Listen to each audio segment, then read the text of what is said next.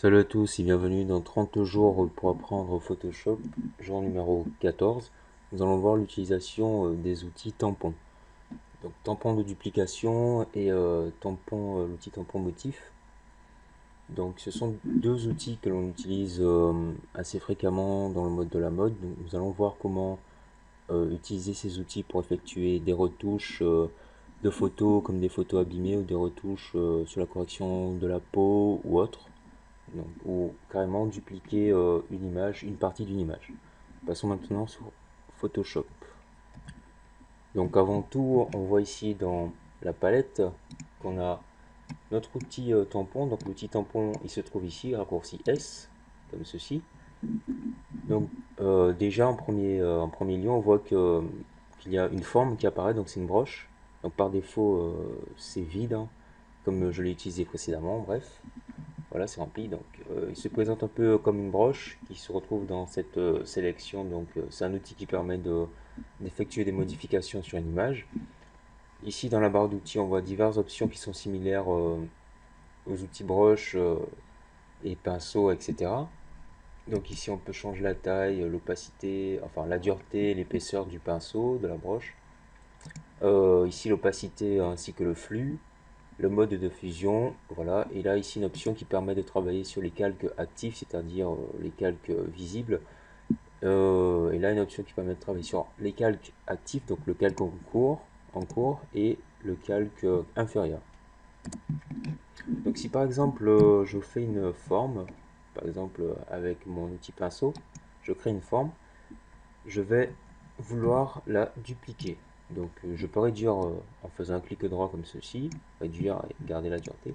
Je veux dupliquer cette forme, cette couleur. Donc l'outil tampon de duplication ici va en fait reproduire tous les pixels que j'aurais sélectionnés. En fait, je prends un point de référence et cet outil va entre autres reproduire les pixels, donc la couleur des pixels utilisés par rapport à mon point de référence.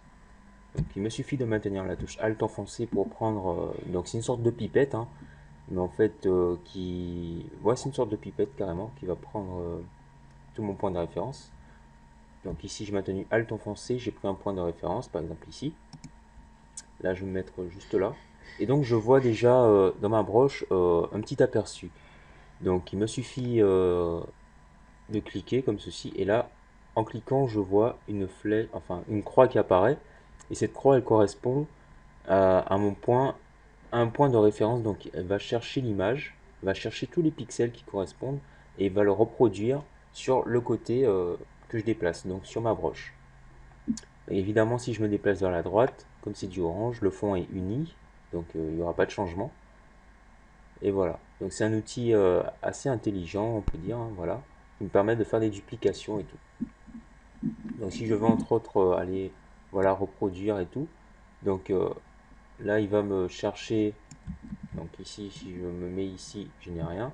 Je peux prendre comme point de référence soit le cercle ici, soit celui-ci. Donc si je peux me rapprocher, je prends celui-là. Si je veux faire un point beaucoup plus près, je prends, enfin plutôt, je vais mettre plutôt ici et faire un point comme ceci. Donc après, il faut bien trouver le point de référence. J'ai la possibilité aussi de, si je me mets juste ici, dupliquer vers le bas. Donc voilà, j'effectue, je peux prendre une plus grosse broche. Et là, voilà. Donc c'est assez intéressant. Ici, donc on a vu comment reproduire une couleur, enfin une forme déjà existante rapidement. Là, on va passer sur une autre image. Donc ici, notamment ici. Donc, on voit une photo qui est un peu détériorée. Donc, c'est une photo assez vieille. Comme je l'ai dit, c'est une photo assez vieille, donc on voit qu'elle est un peu déchirée, un peu abîmée. Ce qu'on va tenter de faire, enfin ce que j'ai fait, c'est retoucher un peu cette photo. Donc, un petit aperçu. Ça, c'est la photo d'origine, et ça, c'est la photo un peu retouchée. Donc, on voit notamment ici on a la déchirure qui passe, donc j'ai fait ça assez succinctement, comme ceci, des petites retouches, on a des petits points sur le visage à l'ancienneté de l'image que j'ai corrigée. Donc c'est vraiment un outil très facile à utiliser, enfin facile entre guillemets, ouais, et un outil très performant. Donc il suffit tout simplement, là, comme j'ai déjà mon image, que j'ai dupliqué mon image, donc là il me suffit tout simplement de prendre un point. Donc je prends l'outil duplication tampon, je joue avec l'épaisseur. Donc en général, quand on a une surface assez grande et la couleur est unie ou similaire, on prend une épaisseur assez large. Donc la dureté, je garde. Donc là je vais réduire un peu l'épaisseur. Après on peut jouer avec l'opacité et le flux également. Voilà. Donc ce que je vais faire, donc je peux désactiver mon calque ici. Là je vais faire des petites corrections, notamment ici sur les traits. Enfin plutôt... donc on va faire sur la cravate pour vous montrer vite fait. Donc je réduis encore un petit peu.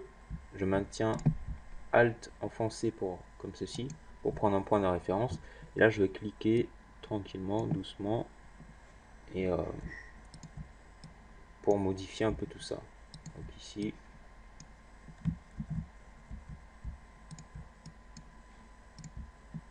voilà. Donc faut faire vraiment attention pour prendre les bonnes couleurs, pas trop se tromper et tout.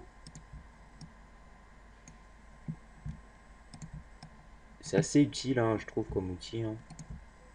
Il reproduit quasiment la texture de ce qu'il trouve, hein. Donc ça permet d'effectuer de belles petites retouches. Donc voilà, j'ai effectué des petites retouches vite fait, donc tranquillement. Voilà, on voit, donc j'ai continué un peu plus ici. Là, on va passer sur une autre image. Donc ici, en fait, je vais montrer, donc comme on a un ballon, une montgolfière, donc un ballon entre guillemets, hein. On voit ici que donc on va faire en sorte de couper l'image en deux. Donc j'ai mis une règle, j'ai placé une règle. Donc bon, il y a quand même quelqu'un dessus. Donc si c'était vraiment symétrique, si la photo était vraiment prise de façon symétrique, enfin si j'ai vraiment voulu faire en sorte que tout soit très symétrique et tout, j'aurais bien placé, redressé la photo et tout. Mais bon, ça c'est... là je fais ça en tant que démo et tout, donc pour vous montrer comment l'outil est assez intéressant. Ce que je vais faire, c'est en fait couper la partie. Donc je vais faire une sélection, je prends mon outil de sélection, je vais sélectionner la moitié ici. Voilà, j'ai fait un CTRL J, comme ceci. Donc j'ai la moitié de la montgolfière qui apparaît. Et donc, sur un nouveau calque, je vais faire apparaître l'autre moitié. Et là, je prends mon outil tampon de duplication. Je vais cocher calque actif et inférieur. Enfin, ouais, calque actif et inférieur. Pourquoi? Parce que j'aurai besoin de... En fait, je vais travailler sur ce calque qui est vide, étant donné qu'il n'y a aucun pixel, donc il ne pourra pas me prendre de pixels pour travailler. Et donc c'est pour ça que je sélectionne actif et inférieur, parce que le calque inférieur ici contient les pixels de la moitié de la montgolfière. Donc supposons que j'avais qu'une moitié de montgolfière, ou si j'avais une montgolfière bicolore ou une montgolfière ouais, bicolore ou totalement pourrie d'un côté, enfin c'était une photo, quelque chose du genre, je veux quasiment reproduire toute la partie de la montgolfière comme ceci. Donc je me positionne ici. Euh, voilà, et là je vais juste faire une sélection. Donc je fais un CTRL I, je vais intervertir, là, mettre un masque comme ceci pour travailler pour que l'autre partie n'apparaisse pas. Et donc j'ai mon point de, je prends un point de référence, notamment ici, ouais ici, quoique, non, si je le prends ici, il n'y aura rien.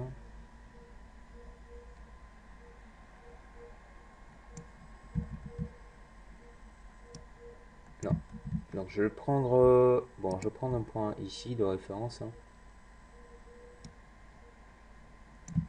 Non, plutôt le point là. On va essayer quand même, hein, de faire un maximum. Donc déjà je vais augmenter l'épaisseur de la broche, prendre donc ici je vais d'ores et déjà prendre cette partie, hein. Donc je prends la partie qui est là, quoique plutôt prendre la partie qui est là, hein. Et je commencer à peindre à peu près à la même hauteur. Ici, commencer à peindre.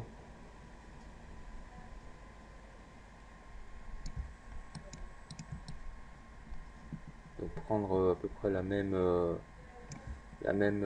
hauteur.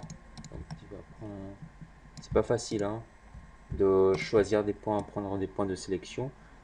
Donc voilà. Voilà, je commence à dupliquer la partie de la montgolfière qui convient, comme ceci. Voilà. Alors, donc il y a la couleur, notamment ici. Je vais la mettre. Voilà. Donc ensuite, il me suffit de faire un CTRL T, enfin clic droit, donc symétrie horizontale. Voilà. Donc je vais faire passer cette partie par-dessus et déplacer mon calque comme ceci. Donc, et là, je peux gérer la symétrie. Voilà, je peux gérer la symétrie. Donc ensuite, je n'ai plus qu'à, notamment sur la partie du calque ici, reprendre mon outil tampon, faire des changements, hein. Enfin plutôt ça.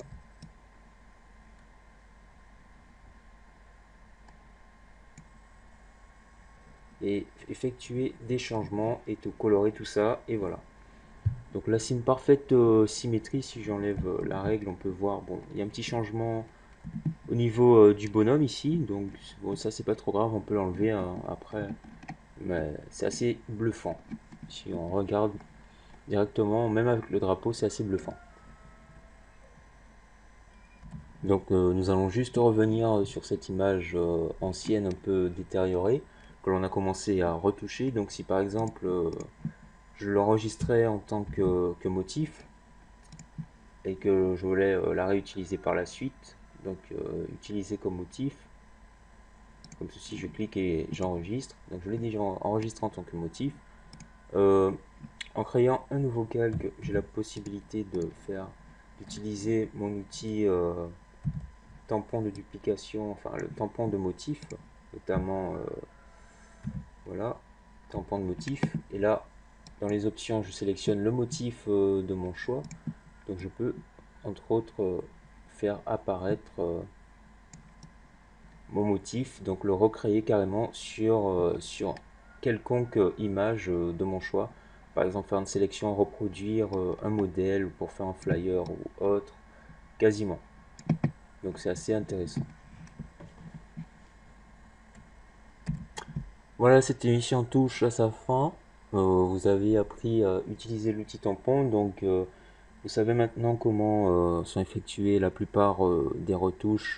Je ne suis pas trop rentré dans les détails, c'était pour plutôt expliquer l'utilisation de cet outil et à quoi il sert. Donc essentiellement utilisé dans la mode, la retouche photo ou la restauration d'images. Pour les modèles, donc si vous voyez des modèles parfaits et tout, il n'y a aucun modèle parfait, soit ils sont très bien maquillés, soit la photo est très bien retouchée. Donc en général, on prend des photos et elles sont modifiées, inversées, c'est la mode. Donc c'est comme ça. Donc merci d'avoir regardé cet épisode. On se retrouve dans le prochain épisode. Peace out.